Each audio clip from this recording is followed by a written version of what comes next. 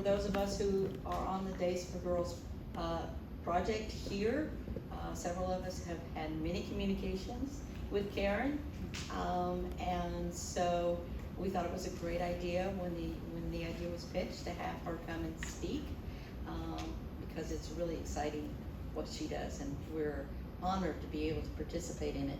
She is here tonight along with her husband Brad, trustee Psychic. That's right. So you can come up here and sit. We won't bite, I promise. So it's all yours. Thank you. I am so happy to be here. I'm going to kind of move with this, I hope, if you can hear me. I just want to start by thanking the invitation. So Cindy and Sophia, and then of course Karen and Vivian. Thank you so much for everything that this Half Moon Bay team has done. It is pretty incredible. I want to start off with just no words, but excite you about Days for Girls, if you're not already.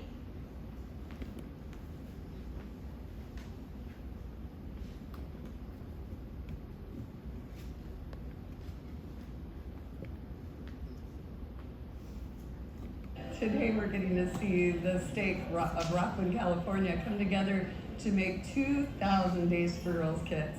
This has taken almost a year of effort. And then your extra liners. All over this world, there are women who lose days of their life to something as simple as menstruation. This does a lot of things. It helps them have education so they know what a period is and they're not shamed anymore.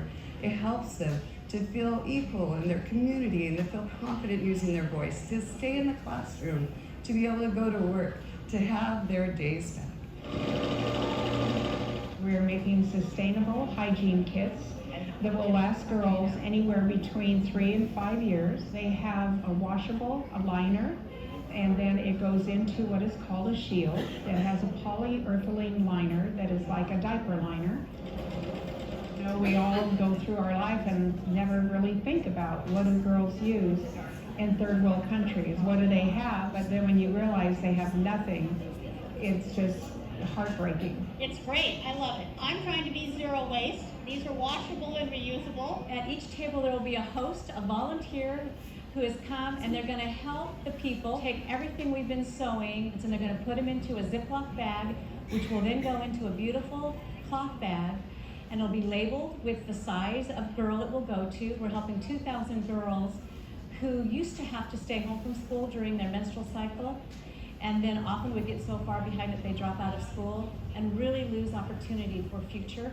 There will probably be 5, 6 different churches represented here today. I think focusing on our commonalities reminds us that we have more in common than differences. The important thing is serving people and serving communities and serving the world. Non-denominational is the best way that I would describe it. The kits go to every girl, everywhere, without regard to their race or to their religious beliefs. This is truly a shift for communities. Imagine 2,000 women and girls. This is a big deal. I love to start with that little video because Days for Girls has surprised me. I think most of you understand, and I will talk a little bit about what the purpose is, but this was a big surprise, a pleasant surprise to me, because what it showed was people like yourselves who have been behind the scenes cutting, folding underwear, sewing, serging, and it's magical really when we come together and get to see the results of what we have created. So, I like to start by showing a demonstration of the kinds of things that many girls and women are using to address their menstrual cycle around the world. And if you see what's in my little tray here, it's just corn husks and leaves. In some parts of the world, they're using mud, stones, old mattress pieces, clothing, cloth. And so you can imagine yourselves how effective that's going to be. Not very effective. So what happens to a girl who is relying on something like this to address her monthly cycle? Well, she may not go to school. She may just get behind those 2 or 3 to 5 days every month. And if you miss that many days of school, month after month, what happens? You're going to drop out. And so in many of our developing countries, and it would happen here, if you're missing that many days of school, you are so far behind, you drop out, and that is going to directly influence your ability to one day get a job, to influence and affect your family, and then thus, as we know, with education, your entire community. So you are going to fall into poverty, and that is why we like to say, what if one of the solutions to poverty fit within our hand? And those of you who have seen a Days for Girls kit, that's what this is. It truly is an answer of what we can do, snip by snip, stitch by stitch, to address a girl's education. So these kits are designed, if we make them correctly, specifically, and those of you who have sewn them know, Days for Girls has some pretty high standards, gold standards. And the reason is really for the girls. If we can make them exactly and precisely, they'll last longer. If we can use good materials, they will last longer. So we have been told that they will last 2 to 3 years, and I was telling Lucinda that I have been made known that in the field there have been some kits where someone will come, when someone like myself comes back to distribute more kits, and they'll bring their kit. 7 years is the longest that we've known for one to last. So that's pretty cool. This gives a girl control over her body, over her cycle. It gives her dignity. So let's rewind. Where did Days for Girls come from? You saw the woman speaking who was at that big distribution in 2019. Her name is Celeste Mergens. And she was involved, like probably many of you, with doing good deeds. And she was involved, in fact, with a project called Rocket Stoves. And it was just a way for, in Nairobi, Kenya, in these Kibera slums, for people to be able to use little wood chips to cook. So they were rocket stoves is what they were called. So she'd go back time after time with a group of other people involved in this humanitarian project. One day when she was there, she thought, I wonder what these girls who are in the slums, living in orphanages, 3 bunk beds, 2 girls to a bed, so do the math, what are they doing during their periods? So she inquired of the director, what are they doing during their menstrual cycles? And she got the word back, they do nothing. They don't have the supplies, so they squat on a piece of cardboard on their bunk bed. And another girl in the orphanage will bring them food. That's how they'll eat. And that's where they spend the days during their menstrual cycle. So Celeste said, we can do something about that. So she had bake sales, yard sales, car washes with her friends. They raised money, and they got a group of money, and they wired it over to the director here, and they bought menstrual products, disposable menstrual products. It was great for 1 month. Yeah. So when she went back, she learned that the pads were used, they're gone, so now the girls are trying to wash them and reuse them. They're disposing of them because they're in a slum, there's no place to dispose of them. They're rolling them up and putting them in the chain link fence. Dogs were dragging them around. It just was not sustainable. So she thought, well, we'll do something reusable and washable. So that's the first Days for Girls kit. It started November 1st, 2008, and they started off with white flannel so that they would look like the sanitary pads that we're used to. So that only lasted a short time because anything to do with blood and menstruation is quite taboo in many parts of the world. Even here, people don't like to talk about it so much. She says, Celeste says, people would rather talk about diarrhea than menstruation. So those white pads, they didn't have the ability to clean them like we would with bleach and such. And so the girls just went and put them under their bunk beds and went back to squatting on the cardboard. So let's look at a little bit of the story of Celeste again, and to learn more about Days for Girls through her words. The desire to create solutions that really engage the community comes from having grown in poverty myself and having recognized early that we are our circumstances, our responses to the circumstance are what matters.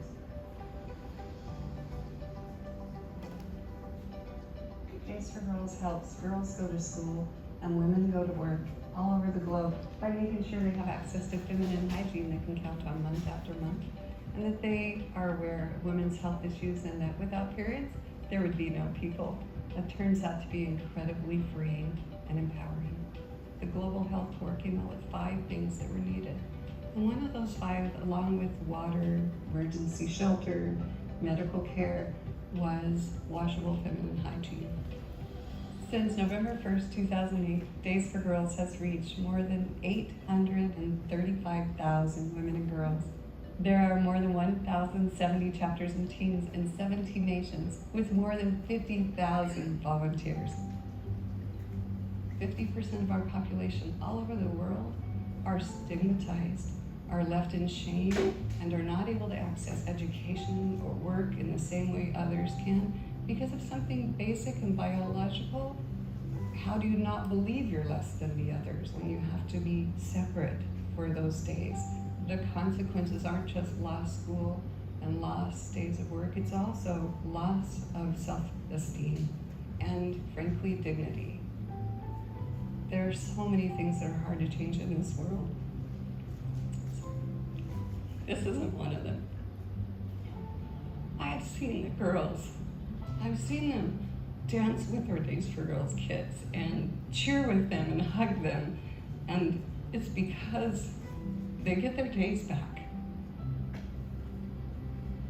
So Days for Girls solutions are all about giving them the tools, helping them lift themselves, and getting to ask the right questions so that they create the solutions, using their own 2 hands to lift others.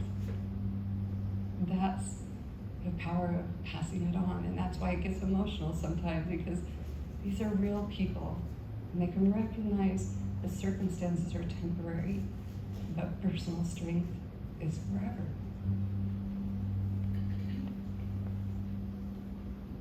I like that. Personal strength is forever. So we really are giving a great gift when we participate in Days for Girls. This video is a little bit older, so now really it's down in the middle. 3.5 million women and girls have received Days for Girls kits, which is incredible. But you look at the top number, of 500 million in our world are in need. So, hey, we're getting there, one starfish at a time, one bite at a time. Days for Girls has a presence right now in 150 countries around the world. So, why am I here with you tonight? My journey started in the country of Rwanda.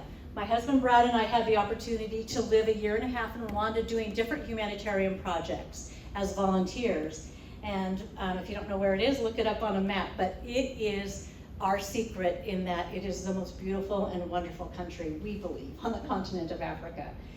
While there, we participated in a lot of different humanitarian projects, but one of our favorites was water and sanitation, so hygiene. And in Rwanda, if you're familiar a little bit with the genocide that happened back in 1994, there are a lot of refugees. There's a lot of people who are displaced, and they live in refugee camps spread around Rwanda. And Rwanda's tiny, I think it's like the size of Maryland. Is that right, Brad, I think? And this particular refugee camp that we partnered with had 20,000 people packed into a very dense, small area. Rwanda's hilly. It's called the land of 1,000 hills. Hilly, a lot of water, a lot of rain. It's kind of like Hawaii. It's beautiful if you happen to have the opportunity to be there. Well, people were put in these small spaces, and this was their bathroom. So they had a series of these latrines spread throughout the camp. You can see them. They're not very appealing. They're not very sanitary. They're just a hole dug. It's a pit latrine. So the problem is when you have 20,000 people and they're using a pit latrine, they fill very quickly. And so every 6 months about, the pit latrines would be covered over with dirt, and now these 6 refugees in their little huts had to be removed and moved somewhere else, be upended again, and new latrines were built. So our project was to build wonderful, sturdy, amazing, we're so proud of our latrines that we oversaw to be built.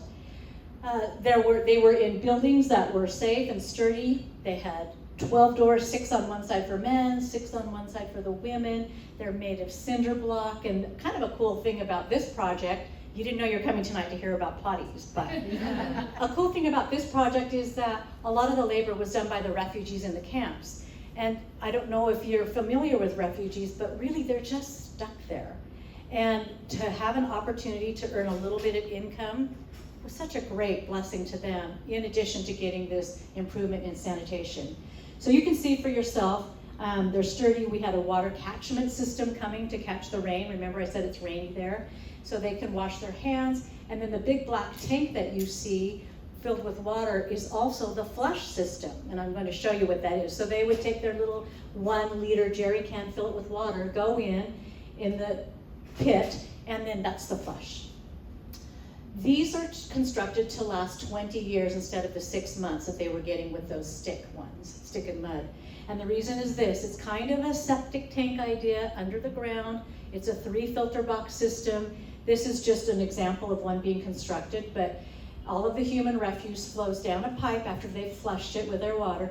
The first chamber has bigger rock, then it goes through to the second with pebbles, and then the third is sand. Now what comes out is non-potable water for irrigation to the gardens. That's why they can last 20 years. So nobody has to be moved around. So this is what we built. However, we were foiled because we found out that the refugees were being given disposable sanitary pads, which they loved because they're used to using this. However, they were putting them down in the holes and compromising that filter box system. And that's when Brad and I, at that time, I call it, you can call it kismet, you can call it inspiration, whatever. But I received an email at that time from somebody in the US said, Karen, have you ever heard of Days for Girls? And I had not. So I was able to get online there in Kigali, Rwanda, and download the patterns. And we did something about it. So we downloaded the patterns, and you can look, those of you who have made them, look at the shape of them. They're different back then. This is in 2012. And Brad drove down to Kigali City Center and bought a treadle sewing machine, because you can't count on electricity where we lived. And this is Agnes, our hygiene supervisor, who would go in and teach the people how important hygiene is and teach them how to use these new latrines. We taught her to sew.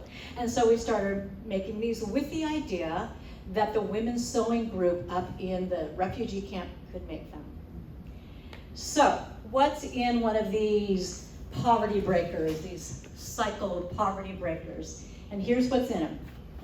We have the drawstring bags. A lot of you have made these, so I'm not telling you anything new today.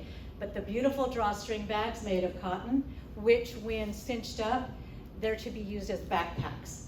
And I think, who was I telling?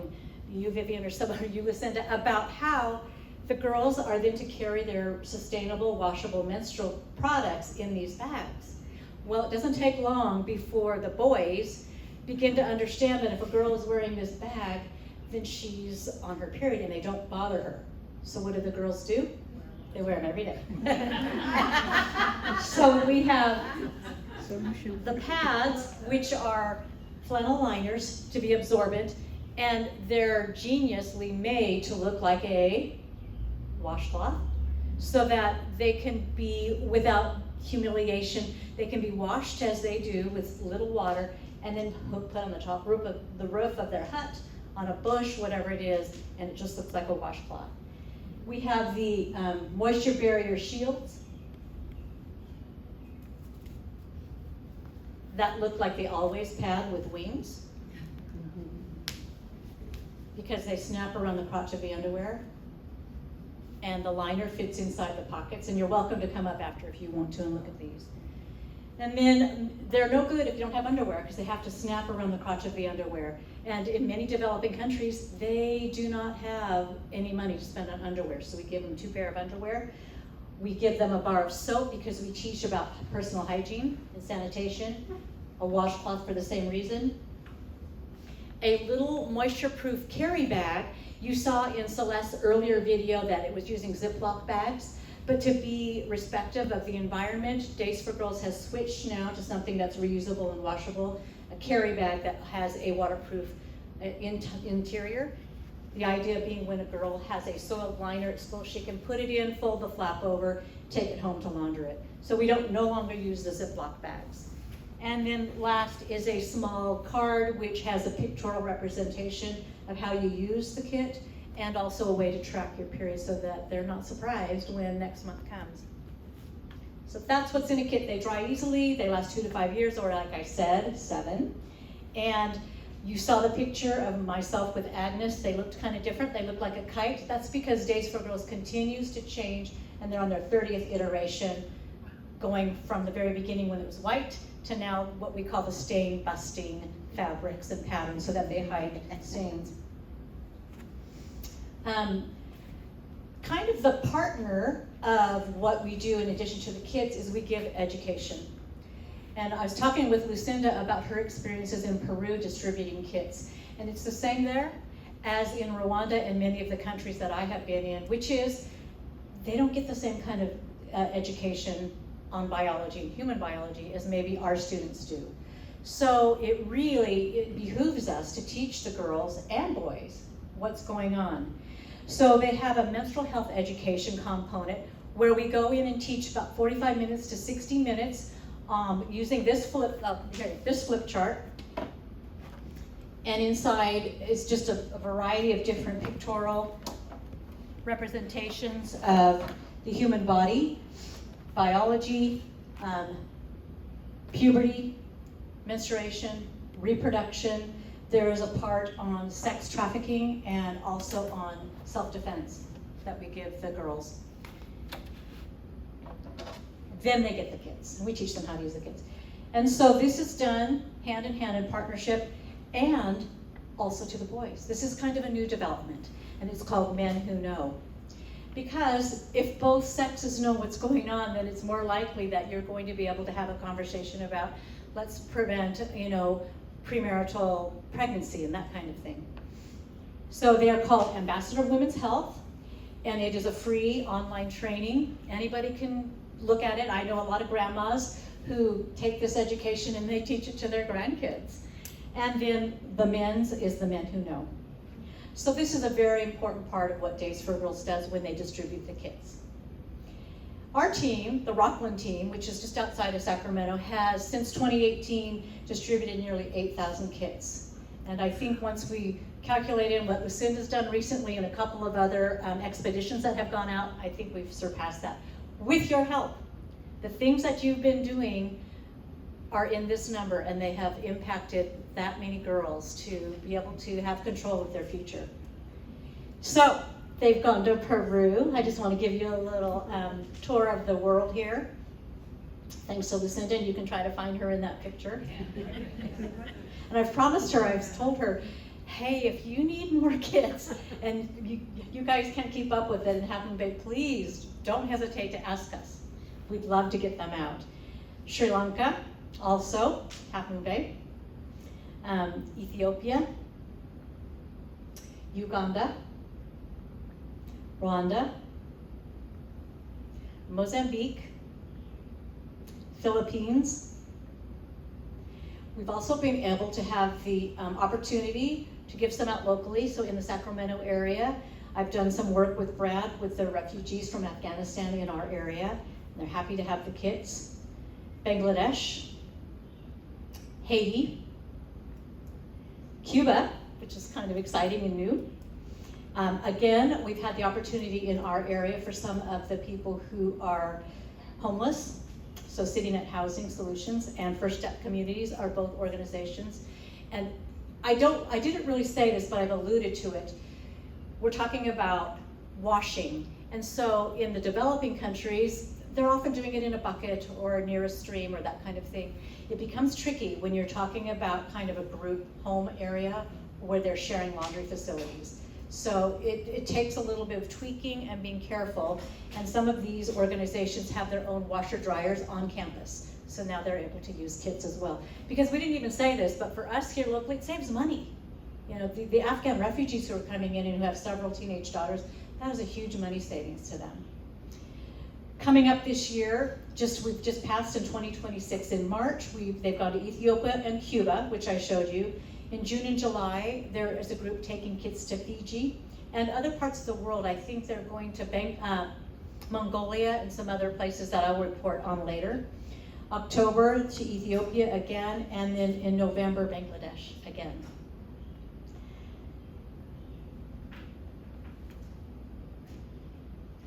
So I want to show you what it looks like when you know what it looks like, but maybe some of the rest of you don't. So let me show you what a kit distribution looks like, and this might be loud, so I'll get ready to turn it down.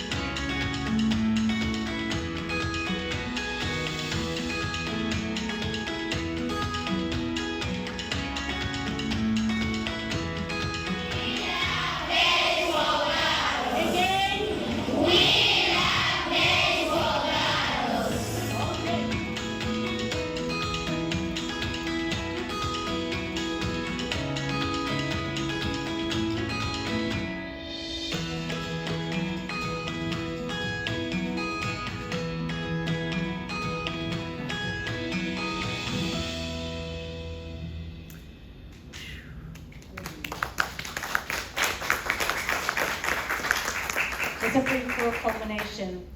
So I'd like to end my presentation this evening, and then if there's time, I'm happy to take questions, by just really giving you my heartfelt impression of how important a project this is.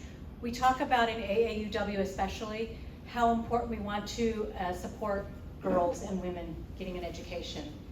This allows that. It just really wraps everything up. I feel like if we can allow those girls to stay in school and take control over their future, we have done a great service to girls all around the world. And as I started my presentation, the big, wonderful surprise to me was, however, all of the satisfaction and blessings I feel like I've received on this continent before we take them anywhere because of people like you. And the people who get to play a role in this wonderful project, from the little 3-year-old grandchild who's folding up these liners for grandma, to the 99-year-old woman who's washing and ironing fabric, and then everyone in between. We've had civic organizations, neighbors, families, church groups, schools, high school children, boys and girls, men and women. And I was caught by surprise at how important this project would be to people who are looking for something that they can do that serves someone else, that fits their schedule, that they can do in the privacy of their own home or gathering up here in your makers at the library. So I just cannot think of a better way to help those who are coming after us to succeed in life. And so thank you very much for being here tonight, and I'm open. Do you want to have a little time for questions? Yeah, sure. If there are any. Yeah, we have about 20 minutes. Okay. And if you think of your question later, you could just ask Karen and Vivian. They'll answer. How old are the girls when they start receiving them? That is such a good question. Did you see the last picture where everyone was laughing because the little tiny girls were holding up gigantic underwear? Oh, yeah. That was because the head mistress sent in, they had to have been 7. You know, they weren't supposed to get kids, so I gave them underwear. The wrong size underwear. We try to hit around 10, but as we all know, when you read studies, girls are menstruating earlier and earlier, so it's kind of, I rely on whoever the administrator or leader is in the country we're going to kind of know it. Brad tells a funny story, that picture with the little girls with the big underwear, we were trying to figure out, hey, we don't want to take all of them, we only have this many kids, and so they need to be almost ready to menstruate or menstruating. And so she would have the girls walk up and she'd rip their shirt open and look down and go, okay, you there. She was much less diplomatic than we would have been. It wasn't super scientific. Not super scientific, but who are we to, say we know any better? So 10-ish and more, we try not do the 7-year-olds, but live and learn. Any other questions? It seems like a lot to distribute. Like, how do you find people like willing and able to do these like big trips? How do we get someone willing and able? That is such a good question. Yes, cost is prohibitive, so it really right away whittles it down. So it's just kind people who are willing to spend their money, because Days for Girls does not cover any of that. And so we will use some of our Days for Girls donations to pay the translators or to pay a truck to drive out the kids to where they're going. So it's just people who are interested, and they take that Ambassador of Women's Health course online so that they help be the teachers, and then we'll use translators where needed. You had a question? Yeah, how are countries or villages chosen? That's a good question too. How are the people chosen? And it's usually through connection. So Days for Girls likes to network with networks that are already in place. So there might be somebody going in to do a water project, dig a well, or a light project, or taking school supplies. And so they might find out if that particular population of people also needs kits, and they'll piggyback on that. One thing I didn't mention, there's another arm of Days for Girls, and it's called the Social Enterprises. And what that is a team like what you're doing, a team like mine, but they're in certain countries, and they're established, and they've also passed off that they can make these products gold standard. And so it becomes a small business enterprise for them. So it's sustainable because they're not waiting for me to come from Sacramento Airport with my kits in a duffel bag. they can buy them there locally, and then the person who's creating them gets a little bit of income. The trick is, you've got to be someone who has enough money that you're going to go buy the component from them rather than your maize or your corn or, you know what I mean, your food. So you and I take them over and we donate them. And so we try to find those areas that are so poor. But these social enterprises rely on a big donor. So there might be a corporation or somebody who wants to give a big grant, and so it'll go to that social enterprise, they pay for it, and then they are distributed free to the people nearby. Does that answer your question? Yeah. So with the gold standard that we're very aware of, how does it evolve? Like, How does it evolve? yeah, who is doing this, or what's their process for deciding that the seam should be this much versus that much? They have a team at headquarters of sewing specialists. And so if I have a question, I can send in an email to them like, how is this okay? And then they will give me feedback. But to your question of how do they decide, who knows? Like, who thought of the idea that we roll up underwear like this? This is true. I know, what? I do not know the answer to that. But I'm just assuming it's more than just somebody who has a lot of time on their hands and they're trying to think of ways to tweak us. Do they go to the field? Yes, they do. I mean, And feedback comes from the field, so that's why, it's evolved from white flannel. Right. They said, hey, that's not gonna work for us, to colorful, and then you probably all know, like, well, we don't use the saffron color because in some of the countries, India, Nepal, well, that's the color of the monk's robe, so that would be incorrect. We don't use faces, we don't use glitter, we don't use anything with eyes, cartoons, so there are some things that make sense. Traditions or the taboos, yeah. Correct, and so it comes from the field, from the users, and then, but we are on our 30th, and it seems like it has stayed pretty steady. I have not seen any major tweaks except for kind of upgrading and making the instructions a little better, Karen. I think like more colorful or something like that. And you said you partner sometimes with other organizations, like what are some of the groups like Habitat for Humanity, like that kind of? Or No, when I said I partner with other groups, I meant it's like awesome, Half Moon Bay, AAUW. Oh, okay. So I have, Kiwanis Club, the Seroptimists, 4-H, Girl Scouts, Boy Scouts, many church groups, and then high schools. I love that. I don't know how old our person right back here is, but I've got 4 high school clubs, and I think it is the greatest thing because they will come, and I bless their hearts, they will come in during their lunch hour and work on cutting up the PUL. Or, pinning down the hot spots to the liners. And in this day and age, a lot of the high schools, at least in our area, really want the young people to have service hours. So this is a way that they can get service hours, but I have people from Sac State who are in sociology or in some department, social work, who need service hours, and they'll come and do things for our team. So it's not really partnering, although Days for Girls love it if a team like myself could partner with somebody who's got the money, and then send them over. And that's why I was thinking more on the distribution side. And that. Yeah, like how you get there, but it sounds like most of the people like work with Days and Girls that can support their own trip to go there, and they just go there. At least that's how we do it. Yeah. There's so many varieties of how a team operates, and it just depended upon the interest and what the person who's in charge wants to do.